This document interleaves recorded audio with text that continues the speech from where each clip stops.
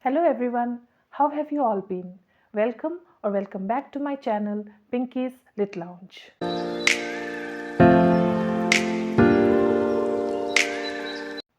Have I read all the books from my shelves? No. Does that stop me from buying more books? Obviously not. In today's video, I'll be sharing with you 8 books that I recently hauled. The first book that I bought is Vera Wong's Unsolicited Advice for Murderers by Jesse Sutanto.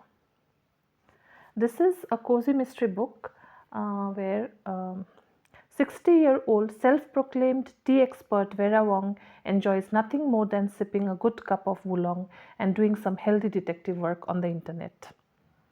Vera wakes up one morning to find a dead man in the middle of her tea shop.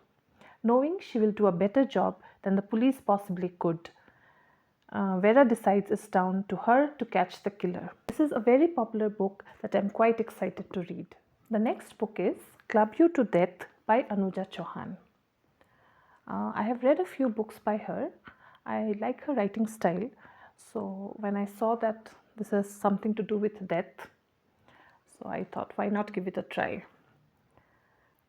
When a hunky personal trainer is found asphyxiated to death under an overloaded barbell at the posh Delhi Turf Club on the eve of the club elections, it is first thought to be just a freak accident, but soon it becomes clear that one of the members of the DIC, all pickled in privilege Dilliwalas, is a cold-blooded killer. I haven't heard much about this book, but hope it turns out to be a good mystery.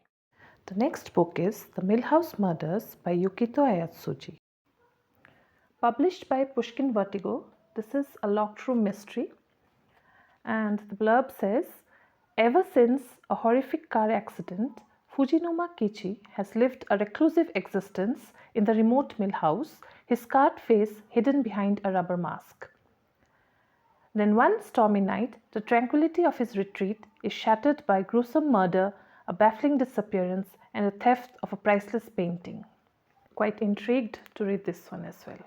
The next one is another Japanese book, The Traveling Cat Chronicles by Hiro Arikawa. Isn't that a cute cover with a cat? This has been translated by Philip Gabriel, and it is a book about kindness and love and about how the smallest things can provide happiness. I heard that this is a very emotional read, and I am looking forward to reading it. This is a book I have been meaning to read for quite a long time now. I didn't have my own copy, so I bought one this time, and I hope to read it soon. It is The Palace of Illusions by Chitra Banerjee Divakaruni. I know that it is a retelling of Mahabharata from the perspective of Draupadi, and other than that, I don't know much.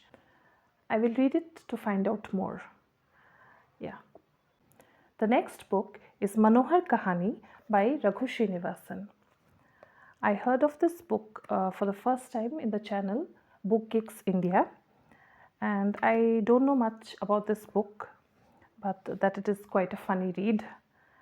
And as the blurb says, Manohar Kahani is a goofy misadventure with a heap of chaos and a pinch of crazy. I hope to have a good fun time reading this. For me, a go-to writer in Indian mysteries is Bhaskar Chattopadhyay. He has a series which features a detective called Janardhan Maiti, and I have read a few of them. So this is the newest one, I believe, and so I thought, why not give this a try as well. I hope to enjoy this as much as I enjoyed the others. So when a struggling freelance photographer discovers a secret window in his apartment that offers a clear view of the rooms in a shady hotel across the lane, he is lured by the dangerous obsession of voyeurism and subsequently blackmailed. But one day, when he sees a husband murder his wife in a fit of rage in one of the rooms, the photographer turns to Detective Janardhan Maiti to confess his own crimes. So yes, quite excited to read this. So the next book that I bought is One Part Woman by Perumal Murugan. So this has been translated from the Tamil by Aniruddhan Vasudevan. This is literary fiction, and let me read out to you what the Indian Express has to say about this book. So, an evocative novel about a childless couple reminds us of the excellence of writing in Indian languages. This is a novel of many layers, of richly textured relationships, of raw and resonant dialogues and characters. Perumal Murugan's voice is distinct. It is the voice of writing in the Indian languages, rich in characters, dialogues, and locales that are unerringly drawn and intensely evocative. Looking forward to reading this one as well. And that's it, guys. Those were the 8 books that I hauled and wanted to talk to you about.